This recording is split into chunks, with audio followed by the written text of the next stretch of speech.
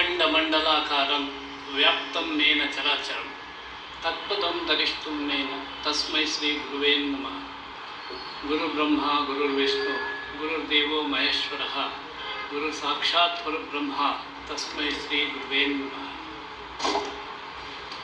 जननी जन्मभूमिश्च स्वर्गादपि गरीयसी। परमपूज्य जगद्गुरु युगयोगी पद्मभूषण पुरस्कृत जगವ ಬೆಳಗಿದ ಜಗದ್ಗುರು ಶ್ರೀ ಶ್ರೀ ಶ್ರೀ ಡಾಕ್ಟರ್ ಬಾಲಗಂಗಾಧರನಾಥ ಮಹಾಸ್ವಾಮೀಜಿಯವರ ಪಾದಕಮಲಗಳನ್ನು ಮನಸಾರೆ ಸ್ಮರಿಸುತ್ತಾ ಇಂದಿನ ಪೀಠಾಧಿಪತಿ ಶ್ರೀ ಆದಿಚುಂಚನಗಿರಿ ಮಹಾಸಂಸ್ಥಾನ ಮಠದ ಅಧ್ಯಕ್ಷರು ಹಾಗೂ ಜಗದ್ಗುರುಗಳು ಆದಂತಹ ಪ್ರಾತಸ್ಮರಣೀಯ ಶ್ರೀ ಶ್ರೀ ಶ್ರೀ ಡಾಕ್ಟರ್ ನಿರ್ಮಲಾನಂದನಾಥ ಮಹಾಸ್ವಾಮೀಜಿಗಳ ಪಾದಕಮಲಗಳಿಗೆ ನನ್ನ ಪರೋಕ್ಷ ನಮಸ್ಕಾರಗಳು. ಇಲ್ಲಿ ನೆರೆದಿರತಕ್ಕ ನನ್ನ ಅಣ್ಣ ತಮ್ಮಂದಿರು, ಬಂಧು ಬಾಂಧವರು ಹಾಗೂ ವೇದಿಕೆಯ ಮೇಲಿರತಕ್ಕಂಥ ಎಲ್ಲ ಗಣ್ಯರಿಗೆ ನನ್ನ ಹೃದಯಪೂರ್ವಕ ನಮಸ್ಕಾರಗಳು.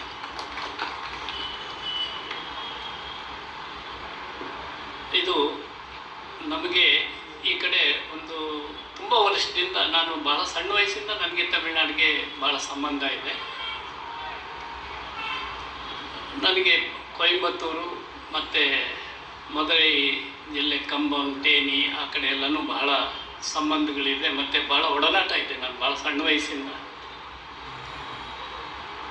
ಒಂದು ಸಲ ನಾನು ಆದಿಚುಂಚನಗಿರಿ ಮಠಕ್ಕೆ 1974 ಆ ವರ್ಷದಿಂದ ನಮಗೆ ಒಡನಾಟ. ಸ್ವಾಮೀಜಿಯವರು ಬಾಲಗಂಗಾಧರನಾಥ ಸ್ವಾಮೀಜಿಯವರು ಪೀಠಕ್ಕೆ ಬಂದಾಗಲಿಂದ ನನಗೆ ಮತ್ತು ಮಠಕ್ಕೆ ಒಳ್ಳೆಯ ಸಂಪರ್ಕ ಇತ್ತು. ಯಾವಾಗಲೂ ಹೋಗ್ತಾ ಇದ್ದೆ. ಅವತ್ತಿನ ದಿವಸ ಇಲ್ಲಿ ತಮಿಳುನಾಡಲ್ಲಿ ಎಲ್ಲ ಕಡೆ ಕಾಲೇಜಸ್ ಜಾಸ್ತಿ ಇರಲಿಲ್ಲ. ಮೆಡಿಕಲ್ ಕಾಲೇಜು, ಇಂಜಿನಿಯರಿಂಗ್ ಕಾಲೇಜು ಎಲ್ಲ ಇರಲಿಲ್ಲ. ನನಗೆ ಒಂದೊಂದು ಸಲ ತಮಿಳ್ನಾಡಿಂದ ಬಂದರೆ 40-50 ಜನ ಮಕ್ಕಳು ಬರ್ತಾಯಿದ್ರು ಓದಲಿಕ್ಕೆ. ನನಗೆ ಸೀಟ್ ಬೇಕು, ಸೀಟ್ ಬೇಕು, ಸೀಟ್ ಕೊಡಿಸಿ ಅಂತ ಹೇಳಿ. ಅವರ ಬಂದ ಪ್ರತಿಯೊಬ್ಬರಿಗೂ ನನ್ನ ಮನೆಯಲ್ಲಿ ಆಶ್ರಯ ಕೊಟ್ಟು ಅವ್ರಿಗೆಲ್ಲ ಮೆಡಿಕಲ್ ಕಾಲೇಜ್, ಇಂಜಿನಿಯರಿಂಗ್ ಕಾಲೇಜ್ಗಳಿಗೆಲ್ಲ ಅಡ್ಮಿಷನ್ ಕೊಡಿಸಿ, ಈವನ್ ಎಷ್ಟೋ ಜನ ಅಡ್ವೊಕೇಟ್ಗಳಾಗಿದ್ದಾರೆ ತಮಿಳ್ನಾಡಲ್ಲಿ. ಅವ್ರಿಗೆಲ್ಲ ಒಳ್ಳೆ ವಿದ್ಯಾಭ್ಯಾಸ ಕೊಟ್ಟು ಎಲ್ಲ ಇದು ಮಾಡಿ ಮಾಡಿಸ್ತಾ ಇದ್ದೆ. ಸ್ವಾಮೀಜಿ ಯಾರು ಬಂದರೂ ಸೀಟ್ ಕೊಡ್ತಾ ಇಲ್ಲ. ನಾನು ಅಂತ ಹೇಳಿದ್ರೆ ಮೊದಲನೇ ನನ್ನ ಪ್ರಿಯಾರಿಟಿ ಕೊಟ್ಟು ನನಗೆ ಸೀಟ್ ಕೊಡ್ತಾ ಇದ್ದೆ. ಒಂದು ಸಲ ಈ ಥರ ಎಲೆಕ್ಷನ್ ಬರ್ತದೆ. ಎಲೆಕ್ಷನ್ ಬಂದಾಗ ಸ್ವಾಮೀಜಿ ರಾಮಚಂದ್ರು ನಾರ್ತ್ ಇಂಡಿಯಾ ಕಡೆ ಹೋಗೋಣ, ಇಲ್ಲಿ ಎಲೆಕ್ಷನಲ್ಲಿ ಇದ್ದರೆ ಸುಮ್ಮನೆ ಅವರು ಇವರು ಬಂದು ನಮ್ಮನ್ನು ಡಿಸ್ಟರ್ಬ್ ಮಾಡ್ತಾ ಇರ್ತಾರೆ, ಅಲ್ಲಿ ನಾರ್ತ್ ಇಂಡಿಯಾ ಕಡೆ ಹೋಗ್ಬಿಟ್ಟು ಎಲ್ಲ ದೇವಸ್ಥಾನಗಳು ದರ್ಶನ ಮಾಡ್ಕೊಂಡು ಬರೋಣ ಅಂತ ಹೇಳಿದ್ರು. ನಾನು ಹೇಳಿದೆ, ಸ್ವಾಮೀಜಿ ನಾರ್ತ್ ಇಂಡಿಯಾ ಬೇಡ, ಸೌತ್ ಇಂಡಿಯಾಲೇ ನಮ್ಮದು ಬಹಳಷ್ಟು ಮಾಡೋ ಕೆಲಸಗಳಿದ್ದಾವೆ, ನಾವು ತಮಿಳ್ನಾಡು ಪ್ರವಾಸ ಹಾಕೊಳ್ಳೋಣ ಸ್ವಾಮೀಜಿ. ತಮಿಳ್ನಾಡಲ್ಲಿ ಪ್ರತಿ ಗ್ರಾಮಗಳಿಗೆ ಹೋಗಿ ಅಲ್ಲಿ ನಮ್ಮ ಜನಗಳನ್ನ ಅವೇರ್ನೆಸ್ ಕ್ರಿಯೇಟ್ ಮಾಡಿ ಅವ್ರಿಗೆಲ್ಲ ಒಂದು ಎಜುಕೇಷನ್ ಕೊಡೋದಕ್ಕೆ, ಅವ್ರಿಗೆ ಒಂದು ಒಳ್ಳೆಯ ಶಕ್ತಿ ಕೊಡಬೇಕು. ನಮ್ಮ ಜನಾಂಗಕ್ಕೆ, ನಮ್ಮ ಒಕ್ಕಲಿಗ ಸಮುದಾಯಕ್ಕೆ ಒಂದು ಒಳ್ಳೆಯ ಶಕ್ತಿ ಕೊಡಬೇಕು ಸ್ವಾಮೀಜಿ. ಆ ಥರ ಒಂದು ಏನಾದರೂ ಒಂದು ಪ್ರೇರಣೆಯಿಂದ ನಾವು ಒಂದು ಕಾರ್ಯಕ್ರಮ ಹಮ್ಮಿಕೊಳ್ಳೋಣ ಅಂತ ಹೇಳಿ ಆಗ 21 ದಿನಗಳ ಕಾಲ ತಮಿಳ್ನಾಡು ಪ್ರವಾಸ ಮಾಡಿಸಿದೆ ಸ್ವಾಮೀಜಿಯವರು. ತಮಿಳ್ನಾಡಲ್ಲಿ ಈ ಮದುರೈ ಡಿಸ್ಟ್ರಿಕ್ಟ್, ಈಗ ತೇನಿ ಡಿಸ್ಟ್ರಿಕ್ಟ್ ಆಗಿದೆ, ಅಲ್ಲಿ ಪ್ರತಿ ಗ್ರಾಮಗಳನ್ನಾಗೆ ಕರ್ಕೊಂಡು ಹೋಗಿದ್ದೆ. ಆಮೇಲೆ ಇಲ್ಲಿ ಬಂದು ಕೊಯಂಬತ್ತೂರಲ್ಲೂ ಭಾಳಷ್ಟು ಸತ್ಯಮಂಗಲಂ, ಗೋಬಿಚೆಟ್ಟಿಪಾಳ್ಯಂ ನನಗೆ ಅಷ್ಟೊಂದು ಇದಿರಲಿಲ್ಲ, ಭಾಳ ಕಾಂಟ್ಯಾಕ್ಟ್ ಇತ್ತು. ಅಂದರೆ ನನಗೆ ಇದೆಲ್ಲ ಸಂಸ್ಥೆಗಳಿರೋದು ಗೊತ್ತಾಗಿರಲಿಲ್ಲ. ನನಗೆ ತುಂಬಷ್ಟು ಕಡೆ ನಾನು ಊಟಿ ಎಲ್ಲ ಕಡೆ ಕರ್ಕೊಂಡು ಹೋಗಿ ಎಲ್ಲ ಇದೆಲ್ಲ ಮಾಡಿಸ್ತೀವಿ. ಇವತ್ತು ಕಂಬಂನಲ್ಲಿ ಒಂದು ಒಳ್ಳೆ ವುಮೆನ್ಸ್ ಕಾಲೇಜ್, ಗ್ರಾಮದಲ್ಲಿರ್ತಕ್ಕ ಹೆಣ್ಣು ಮಕ್ಕಳಿಗೆ ಇವತ್ತು ಒಳ್ಳೆ ವಿದ್ಯಾಭ್ಯಾಸ ಸಿಗ್ತಾ ಇದೆ. ಅಲ್ಲಿ ಎಷ್ಟೋ ಜನ ಓದಿಸೋದಕ್ಕಾಗ್ದಿರ ಅವರು ಕಳಿಸ್ತಾನೆ ಇರಲಿಲ್ಲ ಮಕ್ಕಳನ್ನ. ಯಾಕೆ ಅಂತ ಹೇಳಿದ್ರೆ ಅವರು ವಿದ್ಯಾಭ್ಯಾಸ ಮಾಡಬೇಕು ಅಂತ ಹೇಳಿದ್ರೆ ಬೇರೆ ಊರುಗಳ್ಗೆ ಹೋಗಬೇಕು, ಹೆಣ್ಮಕ್ಳಿಗೆ ಅಷ್ಟೊಂದು ಸೌಕರ್ಯ ಇರೋದಿಲ್ಲ ಅಂತ ಹೇಳಿ ಓದಿಸ್ತಾನೆ ಇರಲಿಲ್ಲ. ನಾವು ಕಾಲೇಜ್ ಮಾಡಿದ್ಮೇಲೆ ಕಂಬಮ್ಮಲ್ಲಿ ಎಷ್ಟು ಅಗಾಧ ಪ್ರಮಾಣದಲ್ಲಿ ಮಕ್ಕಳು ಓದ್ತಾ ಇದ್ದಾರೆ. ಆ ರೀತಿ ಒಂದು ದೂರದೃಷ್ಟಿ ಇಟ್ಕೊಂಡು ನಾವು ಇದು ಮಾಡಿದ್ದು. ಹೀಗೆ ಕಾಲ ಸಂದರ್ಭದಲ್ಲಿ ನಮಗೆ ಮತ್ತು ಡಾಕ್ಟರ್ ಮಹಾಲಿಂಗಂ ಪೂಜನೀಯರು ಅವರು ಭಾಳಷ್ಟು ಧರ್ಮ ಕಾರ್ಯಗಳನ್ನ ಮಾಡಿದ್ದಾರೆ. ಅವ್ರನ್ನ ನಾನು ಮಠಕ್ಕೆ ಕರ್ಕೊಂಡು ಬರಬೇಕು ಅಂತ ಹೇಳಿ ಸ್ವಾಮೀಜಿಯವ್ರ ಹತ್ರ ಹೇಳಿದಾಗ ಸ್ವಾಮೀಜಿಯವರು ಭಾಳ ಸಂತೋಷದಿಂದ ಅದನ್ನು ಒಪ್ಕೊಂಡ್ರು. ಅವರಿಗೆ ಇಲ್ಲಿ ಒಂದು ನಮ್ಮದು ಹೊಸ ಮಠ ಪ್ರಾರಂಭ ಆಗ್ತಾಯಿತ್ತು ಶೃಂಗೇರಿ. ಅಲ್ಲಿ ದೊಡ್ಡ ದೊಡ್ಡ ಎಲ್ಲ ಸೆಂಟ್ರಲ್ ಮಿನಿಸ್ಟರ್ಸ್ ಎಲ್ಲರೂ ಬಂದಿದ್ದರು. ನಾನು ಅವ್ರನ್ನ ಆ ಕಾರ್ಯಕ್ರಮಕ್ಕೆ ಇಲ್ಲಿಂದ ಕರ್ಕೊಂಡೋಗಿದ್ದೆ ಡಾಕ್ಟರ್ ಮಹಾಲಿಂಗಂ ಅವ್ರಿಗೆ. ಅಲ್ಲಿ ಧರ್ಮರತ್ನಾಕರ ಅಂತ ಹೇಳಿ ಒಂದು ಬಿರುದು ಕೊಟ್ಟು ಅವರಿಗೆ ತುಂಬ ದೊಡ್ಡ ಪ್ರಮಾಣದಲ್ಲಿ ಅದು ಒಂದು ಕಾರ್ಯ ನಡೀತು.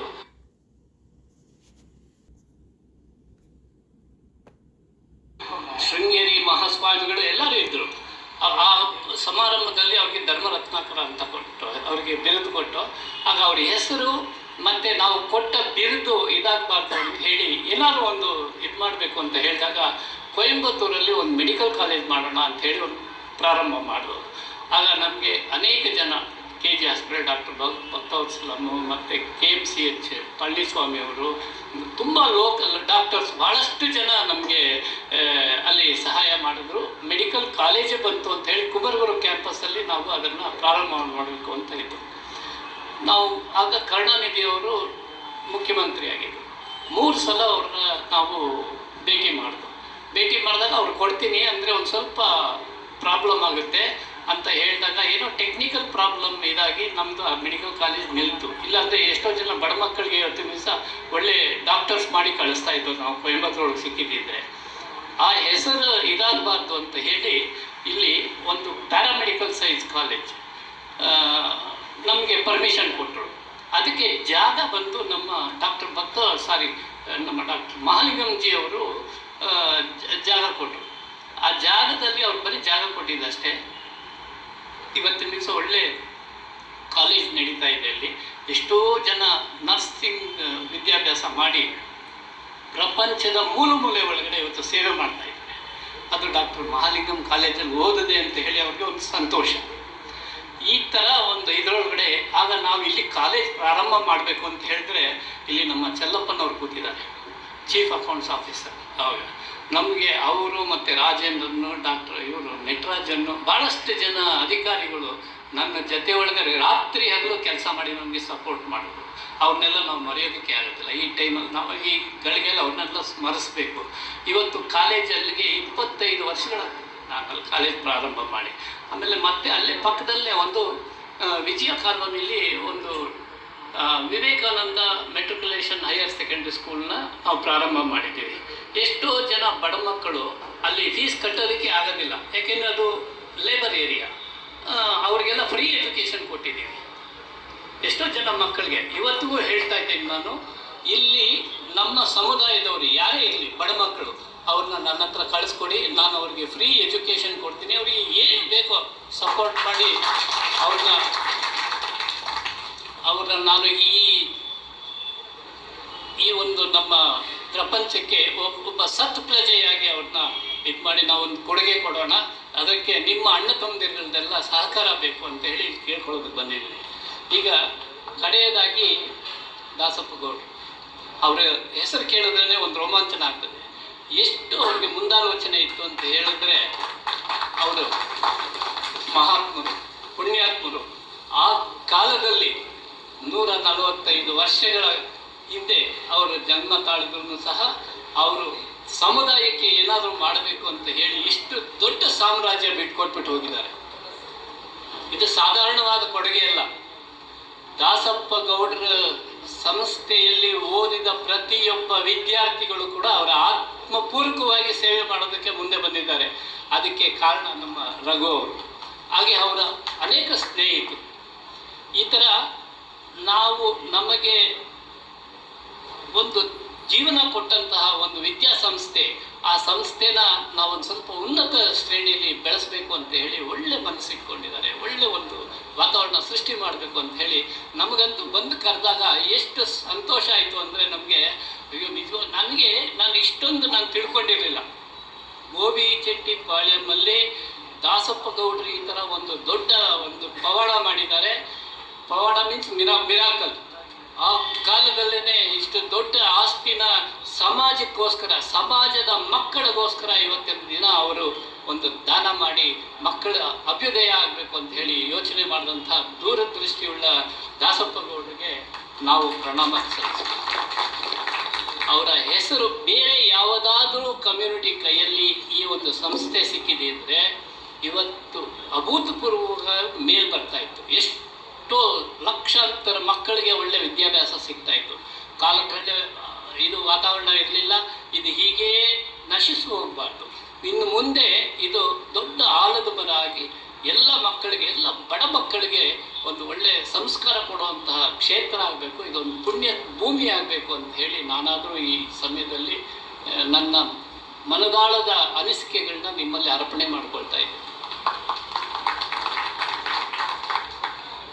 ಸೊ ಅದರಿಂದ ನಮಗೆ ಇಂತಹ ಪ್ರಾತಃ ಸ್ಮರಣೆಯನ್ನು ನೆನೆಸ್ಕೊಳ್ಳೋದಕ್ಕೆ ನನಗೆ ರಘು ಅವರು ಕರೆದಾಗ ಭಾಳಷ್ಟು ಕಾರ್ಯಕ್ರಮಗಳು ಈ ಥರ ಬಂದು ಕರೆದ್ರು. ನನಗೆ ಸಂತೋಷ ಆಯಿತು. ನಾನು ಎಲ್ಲ ಮೊನ್ನೆ ಕೂಡ ನಾನು ಕೊಯಮತ್ತೂರಲ್ಲೇ ಇದ್ದೆ.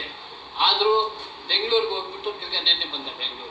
ಬೆಂಗಳೂರಿಗೆ ಬರಬೇಕಾದ್ರೆ ಇಲ್ಲೊಂದು ದೊಡ್ಡ ಕಾರ್ಯಕ್ರಮ ಕರ್ನಾಟಕದಲ್ಲಿ, ನಿಮ್ಮ ಕಾವೇರಿ ನಿಮಗೆ ಗಲಾಟೆ ಆಗೋ ಜಾಗ, ಆ ಜಾಗದಲ್ಲಿ ಒಂದು ಕನ್ನಂಬಾಡಿ ಇದೆಲ್ಲ ತುಂಬಿರೋದಕ್ಕೋಸ್ಕರ ಅಲ್ಲಿ ಬರಚುಕ್ಕಿ ಅಂತ ಹೇಳಿ ಒಂದು ಫಾಲ್ಸ್ ಇದೆ. ಆ ಫಾಲ್ಸಲ್ಲಿ ಒಂದು ದೊಡ್ಡ ಕಾರ್ಯಕ್ರಮ ಇತ್ತು. ಬರಬೇಕಾದ್ರೆ ಅಲ್ಲಿ ಅದನ್ನೆಲ್ಲ ನಮ್ಮ ಹುಡುಗರೇ ಎಲ್ಲ ಮಾಡ್ತಾ ಇದ್ದಾರೆ, ದೊಡ್ಡ ಗೌರ್ಮೆಂಟ್ ಕಾರ್ಯಕ್ರಮ. ಬರಬೇಕಾದ್ರೆ ನಾನು ಡಾಕ್ಟ್ರು ಎಲ್ಲ ಹೋಗ್ಬಿಟ್ಟು ಅಲ್ಲೆಲ್ಲ ಇದ್ದು ನೋಡಿಕೊಂಡು ಭಾಳಷ್ಟು ಸಂತೋಷಪಟ್ಟು ಬಂದು ಅದರಿಂದ ತಡ ಆಯಿತು. ಸೊ ಇಲ್ಲಿ ಇವತ್ತು ಬೆಳಿಗ್ಗೆ ಬರೋದು ಕೂಡ ಒಂದು ಸ್ವಲ್ಪ ತಡ ಆಯಿತು, ಅದಕ್ಕೆ ಕ್ಷಮೆ ಇರಲಿ. ದಾಸಪ್ಪ ಗೌಡ್ರನ್ನ ನಮ್ಮ ಸಮುದಾಯ ಮರಿಬಾರ್ದು. ಯಾವುದೇ ಕಾರಣಕ್ಕೂ ಯಾವುದೇ ಕಾಲದಲ್ಲಿ ಅವರು ಪೂಜ್ಯನೀಯರು. ಅವ್ರನ್ನ ಬೆಳಿಗ್ಗೆ ಸ್ಮರಿಸಿದ್ರೆ ನಮ್ಮ ಕುಟುಂಬಕ್ಕೆ ಒಳ್ಳೆಯದಾಗ್ತದೆ, ನಮ್ಮ ಮಕ್ಕಳಿಗೆ ಒಳ್ಳೆಯದಾಗ್ತದೆ, ನಮ್ಮ ಮಕ್ಕಳು ವಿದ್ಯಾಭ್ಯಾಸದಲ್ಲಿ ಮುಂದೆ ಬರ್ತಾರೆ. ಅಂತಹ ಒಂದು ಸಂಕಲ್ಪನ ಇವತ್ತಿನ ದಿವಸ ನೀವೆಲ್ಲ ಅಣ್ಣ ತಮ್ಮದಿರು ಒಂದು ಸಂಕಲ್ಪ ಮುಡಿವು ಮಾಡಬೇಕು. ಅವರ ಹೆಸರಲ್ಲಿ ಒಂದು ಒಳ್ಳೆಯ ಸಂಸ್ಥೆ ತೆಗೆಯೋಣ. ಅವರ ಹೆಸರು ಯಾವಾಗಲೂ ಚಿರಂತರವಾಗಿ, ಇವತ್ತು ಯಾರೋ ಮನ್ನರುಗಳು ಬೇಕಾದಷ್ಟು ದೇವಸ್ಥಾನ ಕಟ್ಟಿಸಿದ್ದಾರೆ, ಎಲ್ಲ ಕಟ್ಟಿಸಿದ್ದಾರೆ. ಬಟ್ ಒಂದು ಏನಾದರೂ ನಾವು ಒಂದು ದೇವಸ್ಥಾನ ಕಟ್ಟಿದ್ರೆ ಬರೀ ಹಿಂದೂಗಳು ಮಾತ್ರ ಬರ್ತಾರೆ. ಒಂದು ದೇವಸ್ಥಾನ ಕಟ್ಟಿದ್ರೆ ಒಂದು ದೇವಸ್ಥಾನಕ್ಕೆ ಬರೀ ಹಿಂದೂಗಳು ಮಾತ್ರ ಬರ್ತಾರೆ.